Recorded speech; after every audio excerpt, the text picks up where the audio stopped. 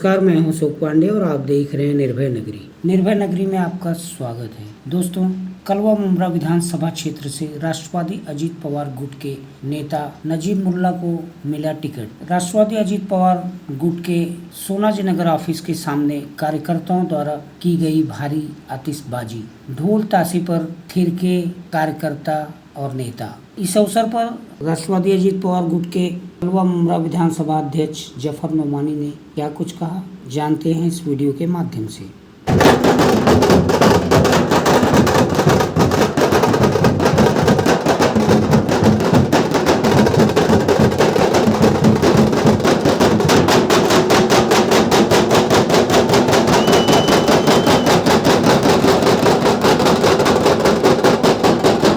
2024 का अभी जो इलेक्शन है विधानसभा का, जितेंद्र आव्हाड आमदार उनके द्वारा मैनिफेस्टो जारी किया, क्या कहेंगे? आपने देखा है मैनिफेस्टो उनका 2009 में भी जारी किया गया था, एक भी वादा मुकम्मल नहीं हुआ। 2024 का जो उन्होंने मैनिफेस्टो डाला है उसमें उन्होंने टनल डाला है जो MMRDA ने काम किया। ऐसे सारे झूठ है, उसमें कोई सच्चाई नहीं है। वो सब सिर्फ आईना आपको चांद दिखाने वाली बात है, उसमें कोई सच्चाई नहीं। असल मैनिफेस्टो तो हमारा आएगा इंशाअल्लाह, देखिएगा। और जो मैनिफेस्टो देंगे वो काम हम पूरा करने की पूरी कोशिश करेंगे इंशाअल्लाह। झूठा मैनिफेस्टो कोई भी नहीं देंगे इंशाअल्लाह। संगीता मैडम, क्या लगता है जो विधायक पे आरोप लगते जा रहे हैं, क्या विकास कुछ हुआ नहीं है, काम कुछ हुआ नहीं है, सिर्फ आश्वासन हुआ है, क्या कहेंगे? आप भी साथ में थे उनके, क्या लगता है आपको? यहाँ जितने तमाम लोग हैं सारे साथ में थे और सबने देख लिया है और सबने आजमाया है, इसलिए सारे के सारे लोग आज नजीब भाई के साथ में जुड़ गए, क्योंकि सबको काम चाहिए। हम जिस शहर से बिलोंग करते हैं उस शहर का सुधार चाहिए, उस शहर के जो आधे अधूरे काम है उनको कंप्लीट करना है।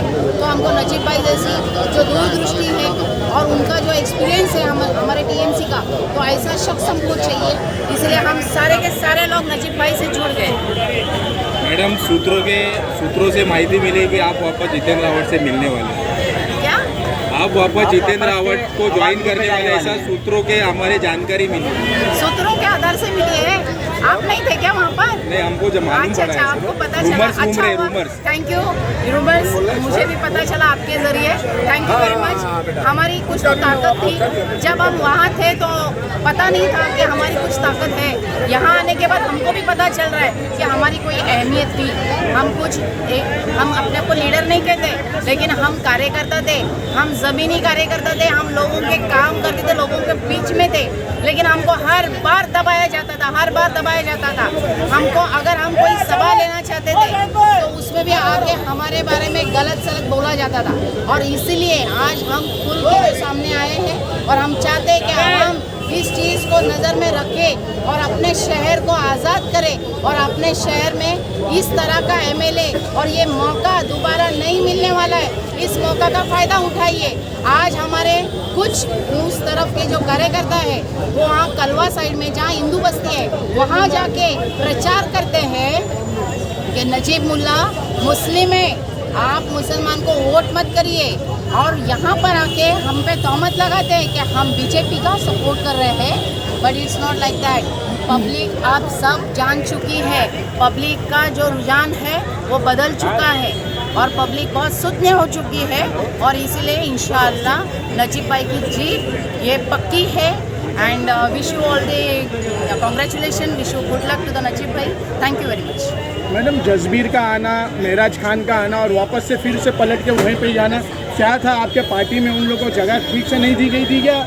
नहीं, जब इलेक्शंस आते हैं ना तो इस तरह की हरकतें होते ही रहती है। आप कुछ वहाँ से यहाँ आएंगे, कुछ यहाँ से वहाँ जाएंगे, तो ठीक है, it's a part of election. उसके लिए कोई बहुत वो नहीं करने का, हम लोग को किसी तरह कुछ कोई धक्का लगा है आप लोगों को दोनों के जाने? नो, वाई अभी तो आपने देखा कितना बड़ा झटका लगा है वो, अभी तो झटका आपने देखा है, तो हमको कोई झटका नहीं लगा है। Thank you. रफीक भाई, नजीब मुल्ला इनकी टिकट फिक्स हो गई है मुमरा कलवा विधानसभा के लिए, क्या कहेंगे? पूरा जल्लोश आज देखने के लिए मिला सोनाजी नगर के ऑफिस में, क्या कहेंगे इस सिलसिले में? मैं इतना बताना चाहता हूं कि लोगों ने अफवाह फैलाया पहले कि ये जो है माहौल बनाने आया, ये इलेक्शन नहीं लड़ने वाला, इस तरीके का माहौल बनाया गया, लेकिन आप देख रहे हैं माहौल बन चुका है। उसके बाद में ये अफवाह फैलाई गई कि नजीब भाई इधर आएगा और इसको टिकट नहीं मिलने वाली, कंफर्म इसकी टिकट नहीं है यहाँ से। दूसरा कोई लड़ेगा। लेकिन अल्लाह का एहसान है कि नजीब भाई टिकट भी लेके आ गए। और दूसरी बात, कोई भी नगर सेवक बनता है, आमदार बनता है, वो पहले भरोसा दिलाता है कि मैं हॉस्पिटल बनाऊंगा, मैं जो है स्कूल बनाऊंगा, इधर के गटर नाले आप देख सकते हैं। यह आने के पहले पहला ऐसा आमदार का जो है कैंडिडेट रहेगा जो 150 करोड़ रुपया शहर में लेके आया। तो आप सोचिए जब ये आमदार बन जाएंगे तो इस शहर का माहौल क्या रहेगा। पूछो और पूछना और बस। रफ़ीक भाई, ये अफवाह भी फैली है कि कलवा से वोट नहीं मिलते किसी भी मुसलमान उम्मीदवार को, और दूसरी भी कई बातें चली कि कलवा में कहा जा रहा है कि एक मुसलमान को आप वोट देंगे क्या, और मुमरा में कहा जा रहा है बीजेपी वाला। इसकी क्या हकीकत है? हकीकत में वहाँ पे लोगों को ये बोला जाता है कि आप लोग मुल्ला को वोट देंगे क्या, और यहाँ आकर वही नजीब मुल्ला को बोलता है ये बीजेपी का आदमी है। इस तरीके की जो अफवाह देखना आप लोग असर नहीं करेंगे। हम लोग खुद कलवा का दौरा किए, कलवा का माहौल अलग है। वहाँ के हिंदू भाई, हमारी संगीता दौने यहाँ पर मौजूद है, गोटे मैडम यहाँ पर मौजूद है, विशु भगत हमारे साथ में, ऐसे कई हिंदू भाई हमारे कंधे से कंधा मिलाकर चल रहे। और इससे ज़्यादा माहौल जो है कलवा का है। अब यहाँ पर जो है जो दोगली रणनीति चल रही है, वहाँ पर जो बताया जाता है ये मुसलमान है, यहाँ पर बताया जाता है ये बीजेपी का कैंडिडेट है। कलवा मुमरा की आवाम बहुत समझदार है, ये टाइम पे जो है समझदारी से वोट देगी। आदिल भाई, कलवा के सारे हिंदू भाई ने कह दिया कि नजीब भाई आप हमारी फिक्र मत करो, हम तुम्हारे साथ हैं, आप जाओ अपने लोगों के बीच में। हाँ, लेकिन बबलू भाई सबसे ज़्यादा चुनावी माहौल तो मुमरा में ही नज़र आ रहा है। माशाल्लाह माशाल्लाह, पूरा खेमा देख लो, पूरा खेमा देख लो सुबह से शाम तक। अल्हम्दुलिल्लाह अल्हम्दुलिल्लाह हमारे भाई के साथ पूरा मुमरा कोसा है। हमने किसी की पार्टी के 23 कार्यकर्ता हूँ। जफर भाई, आपके नेता नजीब मुल्ला को टिकट घोषित की गई है, चुनाव लड़ने की सिग्नल मिल चुका है, क्या कहना चाहेंगे? पहली बात तो सबसे पहले बता दूं, ये हमारे नेता नहीं, हम सबके नेता हैं। अमीर गरीब हिंदू मुसलमान तमाम लोगों के ये नेता हैं। और नेता तो मैं नहीं कहूँगा, बल्कि उनको एक खिदमतगुजार कहूँगा और एक कौम का खादिम कहूँगा और तमाम समाज को लेकर के चलने वाला कहूँगा। बहुत बहुत मुबारकबाद।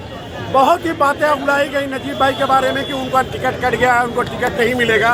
अल्हम्दुलिल्लाह सुम्मा अल्हम्दुलिल्लाह तमाम हिंदू भाई मुसलमानों ने मिलकर के अपने अपने तरीके से, किसी ने दुआ की थी, किसी ने प्रार्थना की थी।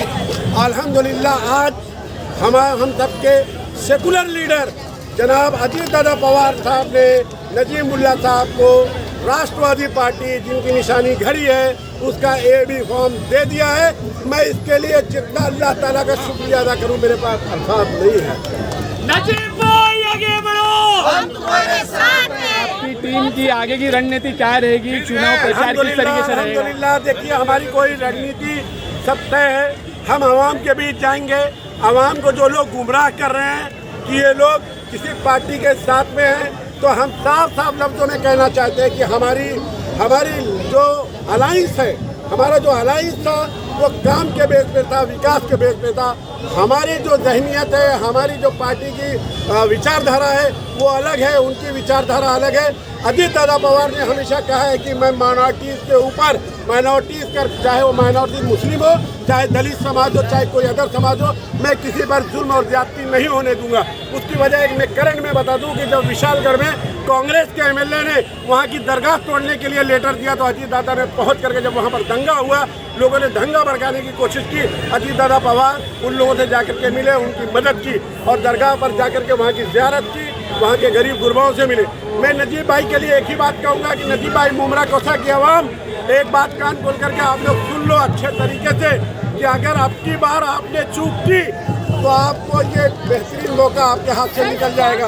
इसके लिए अब की बार 2024 में आने वाला जो इलेक्शन है 20 नवंबर को, आप लोग सिर्फ एक निशानी याद रखिएगा, बोलना हमको कोई बीजेपी, हमको कोई RSS से कोई डरा नहीं सकता, क्योंकि मुमरा कोसा की आवाम सिर्फ अगर मुसलमान है तो अल्लाह से डरती है और हिंदू समाज है तो भगवान से डरता है। बाकी किसी बीजेपी RSS से और किसी के बाप से भी नहीं डरता है। ये हम काम करें। और सुन लीजिए, हमारा असल विषय जो रहेगा, हमारा बर्निंग मुद्दा जो है, देखिए आज क्लिप चल रही है, फडणवीस साहब की क्लिप चल रही है उसमें कि हमसे माननीय श्री डॉक्टर जितेंद्र अहवार साहब ने हमसे कहा कि मुमरा कोसा को फ्रेंचाइजी दो टोरेंट की शक्ल में, और हमने टोरेंट की शक्ल में उनको फ्रेंचाइजी दिया। तो मुमरा कोसा में टोरेंट जैसी मुसीबत डॉक्टर जितेंद्र अवार्ड साहब और उनके तमाम लोगों ने लाने का पूरा काम किया। मुसीबत आ गई, हल क्या है जफर भाई? मुसीबत आ तो गई, हल नहीं होगा। देखिए, हमारे पास 3 महीने का वक्फा मिला है, उनके पास 15 साल का वक्फा था। ये सवाल आप लोग उनसे भी पूछिएगा कि टोरेंट जैसी मुसीबत 2020 में जब आ रही थी, जब मालेगांव के एमएलए आसिफ शेख थे, तुम यहाँ के एमएलए थे डॉक्टर जितेंद्र अवार्ड मुमरा कोसा कलवा मुमरा विधानसभा के माइनॉरिटीज के एरिए के, जब आसिफ शेख मालेगांव में टोरेंट आने से रोक सकता है तो आपकी ऐसी क्या मजबूरी थी? फडणवीस साहब के ऐसा कौन सा रिश्ता निभा रहे थे, कौन सी दोस्ती निभा रहे थे कि आपने मुमरा कोसा में टोरेंट जैसी मुसीबत को जाके मुसल्लत कर दिया? क्या होगी फॉर्म सबमिशन की डेट? फॉर्म सबमिशन के लिए इंशाअल्लाह 28 तारीख बरोज मंडे 11 बजे होगी। मुमरा कोसा की आवाम से मेरी अपील है कि इतनी बड़ी तादाद में निकले कि मुमरा शहर के लोग और बाहर की मीडिया और पूरा महाराष्ट्र ये देखना चाहिए कि हिंदुस्तान में अगर सबसे बड़ी रैली किसी की फॉर्म भरने के लिए निकली हो तो माननीय श्री नजीब मुल्ला साहब के लिए निकली है। बोलिए। जैसे डॉक्टर जितेंद्र अवार्ड जी के लिए शरद पवार खुद आने वाले उस रैली में, तो क्या इसी तरीके से देखिए, शरद पवार साहब बहुत रिस्पेक्टेड है, लीडर है, वो अच्छे आदमी है, अच्छे इंसान है, वो आएंगे। हमारे शहर में कोई बात नहीं, उनको आना चाहिए, वो अपने कैंडिडेट के लिए आ रहे हैं, आना भी चाहिए। मैं उनको शहर में उनका इस्तेमाल करता हूँ। हमारा शहर और आपके कैंडिडेट की घोषणा हो चुकी है, क्या कहेंगे मुमरा के विकास को लेके, आपके पूर्व विधायक को लेकर और अभी जो नए कैंडिडेट हैं उनको लेकर क्या कहेंगे? देखिए, विकास की बकवास, अभी वो विकास की बातें बकवास में बदल गई है। और आपने देखा होगा हॉस्पिटल का हाल क्या है, स्कूलों का हाल क्या है। स्कूलों में जो है 40 जैसी स्कूल हमारी आज भी है, जैसी ग्राम पंचायत की स्कूलें रहती है। और मुझे कोई भी मुमरा की बात किसी मुमरावासी को बताने की ज़रूरत नहीं है। सबसे बड़ा हमारा मुद्दा टोरेंट का है, उसके बाद में हॉस्पिटल का है। ऐसे ही हमारे जो छोटे मोटे ज़रूरियात रहते हैं उनके मुद्दे। हमने जो पार्टी छोड़ने की खास वजह ही यही थी कि इनको इन सब चीज़ों में दिलचस्पी अभी रही नहीं थी कि हम मुमरा का दिल से विकास करें। ये हमारे पास आखिरी चांस है। अगर इस बार हमने नजीब भाई को चुना कर नहीं दिया तो हम नजीब भाई का नुकसान नहीं करेंगे, क्योंकि उसका कुछ नुकसान नहीं होने वाला है अगर वो हार भी गया तो। अगर वो हारा तो नुकसान हमारे मुमरा कलवा का ही होगा। एक बात समझ लेना, क्योंकि दूसरा कोई फिर तुम्हारी रहनुमाई के लिए नहीं आएगा। ये लास्ट चांस है आपके पास, इसके लिए इस चांस को आप मत गवाइए और बराए मेहरबानी ज़्यादा से ज़्यादा वोटों से नजीब मुल्ला को जिताइए। लोग कितना भी गुमराह करे, गुमराही की राह में मत जाइए, क्योंकि आज का आपने न्यूज़ देखा होगा, उद्धव ठाकरे और फडणवीस की मीटिंग का वीडियो वायरल हुआ है। जिस तरीके से 2009 में इन्होंने हमको गुमराह किया था, राजन केनी हमारा स्थानिक था, उसके बावजूद इन्होंने हमको गुमराह किया था कि अगर राजन केनी को वोट देंगे तो तीर को जाएगा, बाबरी मस्जिद तोड़ने वाले को जाएगा। और हमने सेक्युलर बोल के इनको मदद की। लेकिन क्या हुआ बाद में? आज वो उद्धव ठाकरे के गोद में बैठे। इसी तरीके से अभी बीजेपी से डरा रहे। और दूसरी चीज़, खासदारकी के इलेक्शन में सेक्युलरिज्म के नाम पे वोट लिया इन्होंने। खासदारकी में वैशाली दरकरी एक हिंदू औरत थी, कोई मुसलमान औरत तो थी नहीं, तो इसको मुमरा से वोटिंग ज़्यादा हुई बनिस्बत कलवा के। कलवा में उसको वोट क्यों कम मिले? अगर वो ये इनकी बाइट देखिए आप, ये बोलते हैं कि मैं कलवा से लीड लेके आता हूँ। जब आप कलवा से लीड लेके आते हो तो वैशाली दरेकर को कलवा में भी वोट मिलना चाहिए थे। फिर आपको कलवा की राजनीति अलग, मुमरा की राजनीति अलग, क्यों ऐसा? तो इस बात को जनता ने सोचना चाहिए, समझना चाहिए। और इस बार सिर्फ और सिर्फ घड़ी के बटन पे वोट दो, घड़ी को जिताओ। क्योंकि इसको आप अभी नजीब मुल्ला अगर जीत के आते तो आप सवाल कर सकते हो कि आपने ये काम क्यों नहीं किया, वो काम क्यों नहीं किया। लेकिन अगर आपने अवार्ड साहब को ही चुनवा कर दिया तो आप सवाल पूछने का हक खो दोगे। इसलिए बराए मेहरबानी अपना हक मत खो। त्यांच्या ऑफिसवरती एवढा जल्लोष केला गेलेला आहे, काय सांगणार? आज आम्ही जिल्हाध्यक्षांचे खूप आभार मानतो की नजीब मुल्ला साहेबांना की मुमरातून त्यांना विधानसभासाठी त्यांनी तिकीट घोषित केलेली आहे आणि पूर्ण राष्ट्रवादी परिवार खुशीमध्ये आहे। आम्ही विकास कामाला घेऊन इथे त्यांच्यासोबत खांद्याला खांदा लावून चाललेलो आहोत। आम्ही खोटे आश्वासन कधी त्याला दिले नाहीत आणि देणार पण नाही। काय कारण होतं जितेंद्र आव्हाड यांना सोडण्याचं? आव्हाड साहेबांनी 2009 पासून मुंबईमध्ये जी कामं केलेली आहेत ती कामं फक्त दाखवावी आणि हे जे प्रश्न तुम्ही आम्हाला करतात तुम्ही त्यांना करावे। आमच्याकडून उत्तरं अपेक्षित नाही आहेत, पण त्यांच्याकडून जास्तीत जास्त उत्तरं तुम्हाला अपेक्षित जास्त छान भेटतील. 2009 पासून ते 2024 पर्यंत त्यांनी काय मुंब्र्यामध्ये त्यांनी काय बदलाव आणलेला आहे ते उत्तरं तुम्हाला भेटतीलच त्यांच्याकडून. आम्ही काय उत्तरं देणार त्यांच्या प्रश्नाची. जसं नजीमुल्ला यांना हिंदू मुस्लिममध्ये डिवाईड केलं जातं आहे, आमदार जितेंद्र आव्हाड यांच्याकडून त्यांचं वक्तव्यही आलेलं होतं की कळव्यामध्ये मुसलमान म्हणून ते त्यांच्या ह्याच्याकडून जातात आणि मुंब्र्यामध्ये BJPच्या नावाने त्यांना जोडलं जातात. काय सांगणार? बघा आता कसं आहे, कळव्या मुंब्रामध्ये तुम्ही जर मतं घेताय कळव्यामध्ये तर तुम्हाला मराठी बांधव मतं करतात आणि मग इथे तुम्हाला